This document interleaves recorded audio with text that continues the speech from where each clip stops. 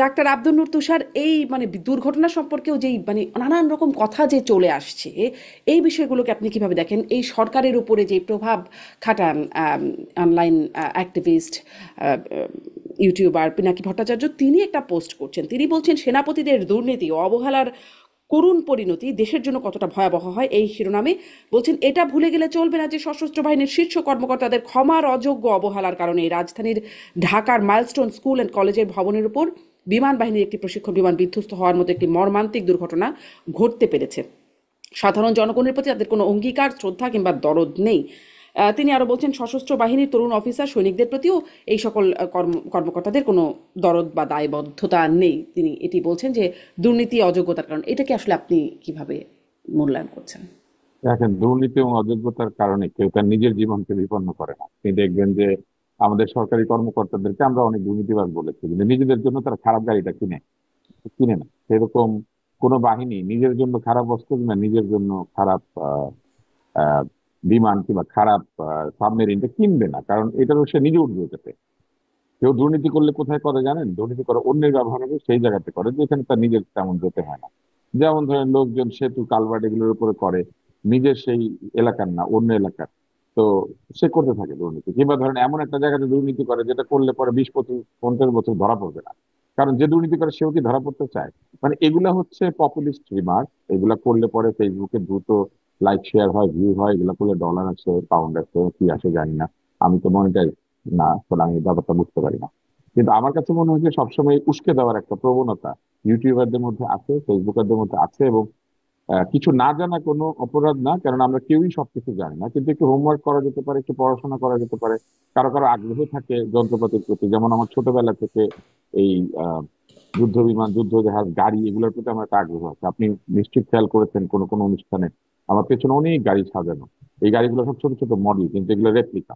হ্যাঁ, আমি এই এই রেপ্লিকা কালেক্ট করতে পছন্দ করি। তো এরকম শখ থাকলে কারো শখের লোকজন এসে এখানে কথাবার্তা হবে, দু একটা বলতে পারলেও পারতে পারে।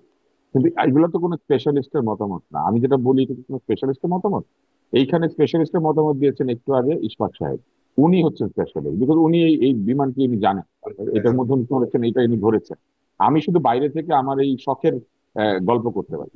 তো আহ, এই দুইটা কিন্তু কখনো এক হবে না। কিন্তু আমি লক্ষ্য করেছি যে এই শখের গল্পকাররা ফেসবুকে এসে যা বলেন সেটাই আইন কানুন নিয়ম ইতিহাস সব হয়ে যায়।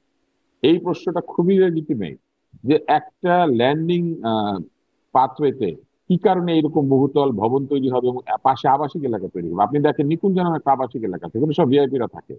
এটাও কিন্তু একেবারে এয়ারপোর্টের কোল ঘেঁষে। এবং এয়ারপোর্টের কোল ঘেঁষে আরেকটা হচ্ছে রানওয়ে সিটি, সেটা একেবারে রানওয়ের সাথে। তো এইরকম যে আবাসিক এলাকার পারমিশন দিয়েছেন যারা, এরা তো আর সেনাবাহিনীর লোক না।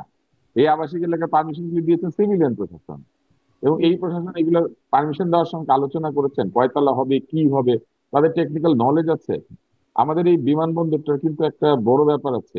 এইখানে যুদ্ধজাহাজ যে রানওয়ে ইউজ করে, সে একই রানওয়েতে আবার কমার্শিয়াল এয়ারলাইনেরও সেখানেই নাম। এবং আমরা যখন উড়ে যাই এই বিমানবন্দর থেকে, আমরা কিন্তু দেখতে পাই সারিবদ্ধ বিমান বাহিনীর প্লেন সাজানো আছে, হেলিকপ্টার সাজানো আছে। আমরা প্রায় একটা মানে সামরিক বেসামরিক কোলাবোরেশনের মধ্যে দিয়ে এই এয়ারপোর্টটা চলে, আমার কাছে যেটা মনে হয়েছে। এবং এই এয়ারপোর্টটার মধ্যে অনেক অবৈজ্ঞানিক কাণ্ড কারখানা করা হয়েছে। আমি আপনাকে একটা মজার জিনিস বলি। এই কয়েকদিন পরে দেখবেন কিছু রাজনৈতিক দল গিয়ে হাজির হবে, নতুন যে টার্মিনালটা হয়েছে এটার সামনে একটা কার পার্কিং আছে, সেই কার পার্কিংটার একটা ঢাকনা আছে, সেই ঢাকনার মধ্যে শাপলা আছে। আপনি এনসিপি কে শাপলা দিয়ে দেন, 2 দিন পরে লোকে বলবে এই শাপলা তুলে ফেলতে হবে, এটা একটা দলের প্রতীক। হুম। মানে এইগুলা হচ্ছে আমাদের সমস্যা। আমরা কোনো কাজ ভেবে করি না, আমরা সব কাজ হচ্ছে করে ভাবি। তো যে ঘটনাটি ঘটেছে এটা একটা দুর্ঘটনা, এইটার পিছনে ষড়যন্ত্র খোঁজার কোনো কারণ নেই। কেননা আহ ষড়যন্ত্র করে কেউ পাইলটের জীবন বিপন্ন করে না, কেউ মানুষের জীবন বিপন্ন করে না এইভাবে। যেখানে কেলেঙ্কারি হওয়ার সম্ভাবনা আছে, ষড়যন্ত্রকারীরা কেলেঙ্কারির দায় নিজের ঘাড়ে নিবে কেন? ফলে এটা কোনোভাবে আমি মনে করি না যে আমাদের আহ, বাহিনীর কাউকে এই এই দুর্ঘটনার জন্য দায়ী করা হচ্ছে। কোনো এগুলো ব্যক্তি দায়ী হতে পারে, এগুলো কোনো ব্যক্তি যারা, দায়ী হতে পারে না। সরি আমি একটু ইন্টারাপ্ট করি। জি। এগুলো যারা করছে তারা দেশের, আমি শত্রুই বলবো, কারণ উস্কানিমূলক বক্তব্য। এখানে সবাই যার যার পজিশন থেকে ছুটে গেছে। আমি যেটা একটু আগে আরেকটা চ্যানেলে বললাম, যে আমাদের এয়ারফোর্সের রেস্কিউ হেলিকপ্টার উইদিন মিনিটস তারা ওখানে গেছে। আমাদের ফায়ার ফাইটিং, এয়ারফোর্সের ফায়ার ফাইটিং গেছে, সিভিল এভিয়েশন এয়ারপোর্ট থেকে গেছে।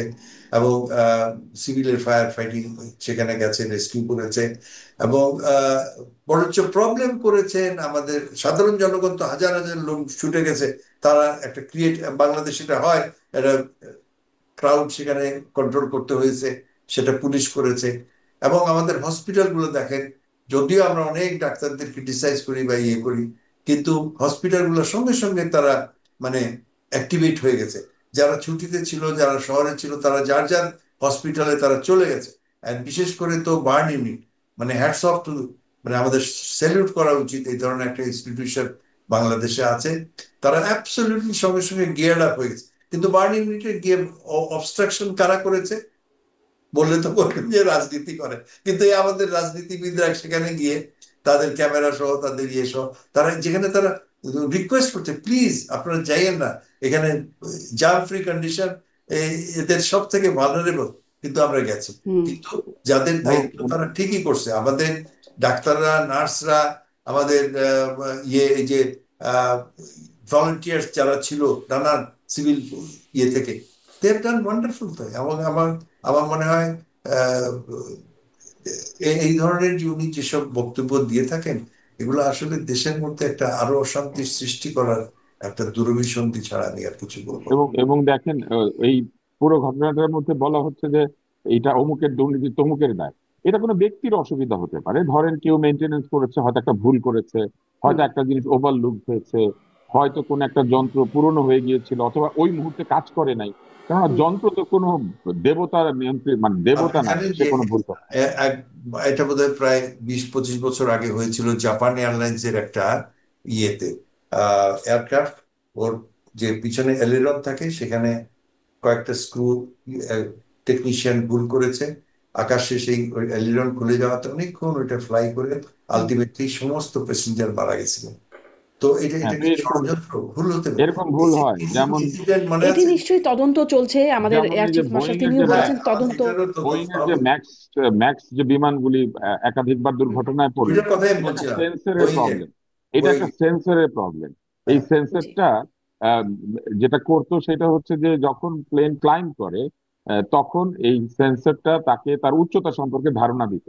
এই সেন্সরটা রং ইনফরমেশন দিয়েছে, প্লেন ক্লাইম্ব করছে কিন্তু পাইলট ইনফরমেশন পাচ্ছে যে প্লেনটা পড়ে যাচ্ছে। সো পাইলট কি করছে, সেটাকে আরো ক্লাইম্ব করাচ্ছে, এবং মানে ক্লাইম্ব করতে করতে এই প্লেন স্টল করেছে। যে crash। এবং প্লেন স্টল করেছে, কারণ আপনি যদি একটা নির্দিষ্ট অ্যাঙ্গেলের চেয়ে বেশি প্লেনকে ক্লাইম্ব করিয়ে দেন, তাহলে প্লেন স্টল করে, এবং তখন প্লেনটা পড়ে গিয়েছে। এবং এটা সম্পূর্ণ একটা সেন্সরের ত্রুটি। এবং এই সেন্সরটা কেন ত্রুটিগ্রস্ত হয়েছিল? ওয়াশ করার সময় এই সেন্সরের উপরে যে পানি এবং অন্যান্য বিষয় ব্যবহার করা হয়েছিল, সেইটা এই সেন্সরটাকে যে ক্ষতি করে, সেইটা তাদের কোনো ধারণার মধ্যে ছিল না। এবং অতি সামান্য কারণে ইথিওপিয়ান এয়ারলাইন্সের একটা নতুন প্লেন পড়ে গিয়েছিল। এবং এই একই জিনিস কিন্তু আমাদের এশিয়াতে একটা এয়ারলাইন্সে হয়েছে, এটা পড়ে গেছিল, আমার মনে হয় টাইগার মানে এয়ারলাইন্স। নিশ্চয়ই আমাদের এই ঘটনাটাও, এই দুর্ঘটনাটার পেছনেও কিছু কারণ আছে কিনা তদন্ত করলে সেটি বেরিয়ে আসবে। আপনারা হ্যাঁ, বলছেন কিন্তু যে সেটার জন্য এই তো সেটার প্রচারণাগুলোকে জন্য তো সেটার জি জন্য তো সঠিক কোনো লোক প্রচারণা এটা বলে বলতে মনে পারেন করছেন না না। যে গোটা বাহিনী দায়ী, দীর্ঘদিন ধরে চলে আসা সকল, তাহলে তো সব প্লেন পড়ে যাইতো, একটা জি, পড়বে কেন? এগুলো ঠিক না। স্পষ্ট স্পষ্ট আমরা যেন ভুলভাবে কাউকে দোষী না করি। আর এই প্লেনটার ব্যাপারে যেটা বলা হচ্ছে যে এটার অমুক সময় এটা বানানো ডিসকন্টিনিউড হয়ে গিয়েছে।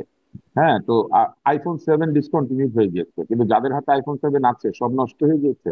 মেনটেনেন্স করলে কিন্তু মানুষ, আমার যেমন iPhone 7 না, iPhone 6 কাজ করছে এখনো পর্যন্ত। হুম। তো যারা এগুলা কিনেন তারা কিন্তু 20-30 বছর এটাকে চালান। আমেরিকান প্রেসিডেন্ট কিন্তু 747 উঠে, 747 কিন্তু ডিসকন্টিনিউ, কিন্তু হ্যাঁ, ওনারটা মেনটেন। আমি হুম। জানি না আমি ঠিক বলছি কিনা, ঈশ্বর অ্যাবসলিউটলি সাহেব বলে। রাইট, অ্যাবসলিউটলি হ্যাঁ, রাইট। এই আমেরিকার যে প্রেসিডেন্ট 747 আমরা চলে কেন? আমরা আমাদের এই এয়ারক্রাফটে যেটা ক্র্যাশ করলো, জানেন আপনি? আমরা তো 13 বছর পুরনো। জানেন আপনি, জেগুয়ার 45 ইয়ার্স ওল্ড, সারা পৃথিবীতে আর কেউ ইউ করে না। এবং ইন্ডিয়ান এয়ারফোর্সে এই জেগুয়ার গুলো প্রাইমারিলি রাখা হয়েছে anti shipping role. It has got anti shipping missiles, এবং they are suppose to go and attack enemy ships in the sea. তো ultimately it exactly. Will be replaced. ওরা MiG-29 এর নেভালাইজড ভার্সন কিনছে, কিন্তু যতদিন কিনছে ততদিন তো এটাকে তো রাখতে হবে এবং মেনটেন। B-52 কথা বলেন, আমরা সবাই জানি B-52 বম্বার ভাইবার ইজ দ্য টেরর। এটা কত পুরনো! সব এখন যেগুলো অপারেট করছে এগুলো অন্তত 30, 40, 45 বছর পুরনো। But they have maintain them is such a way যে ইট ইজ স্টিল অপারেশনাল 100%। এবং 747 ডিসকন্টিনিউড আমি একটু হবে, শেষ কিন্তু প্রশ্নে আসতে চাই, কিন্তু মানে এটা এই একটা বিষয়গুলো জিনিস নিশ্চয়ই ধরেন, এখন তদন্তেও জানেন ডাক্তার এটা Abdul Noor one of Tushar the safest airliner, one of the safest airliner in the world. জি, এই বিষয়গুলো নিয়ে নিশ্চয়ই তদন্ত হবে। আমাদের বিমান বাহিনীর প্রধান বললেন তদন্তের পরে অনেক কিছু আরো হয়তো বলা যাবে, তখন নিশ্চয়ই স্পষ্ট হবে। একটা বিষয় শেষ করব ডাক্তার আব্দুল নূর তুষার আপনার কাছে, যে এই ঘটনার পরে আমরা মঙ্গলবার রাতে দেখলাম ওই যে সেই চারটি বড় দল প্রধান উপদেষ্টার অনুযায়ী তাদের সাথে বৈঠক হলো, এবং তারপরে আইন উপদেষ্টা ব্রিফ করলেন সাংবাদিকদেরকে। তিনি বলছিলেন যে অত্যন্ত সৌহার্দ্যপূর্ণ বৈঠক হলো, ফ্যাসিবাদ বিরোধী ঐক্য হয়েছে, ফ্যাসিবাদ মোকাবেলায় আমাদের মধ্যে কোনো প্রশ্ন নাই, ফ্যাসিবাদ মোকাবেলায় আমাদের ঐক্য অটুট আছে। মানে ফ্যাসিবাদ বিষয়টা সেই রাতের মধ্যে এত ইম্পর্টেন্ট হয়ে গেল, এটিকে আপনি কিভাবে দেখেন? আসলে আচ্ছা, ফ্যাসিবাদের ভূমিকা শারমিন এর মধ্যে চৌধুরী, কিছু আছে? শারমিন, আমি একটু I beg leave of you, আরেকটা চ্যানেলে জি, জি, নিশ্চয়ই।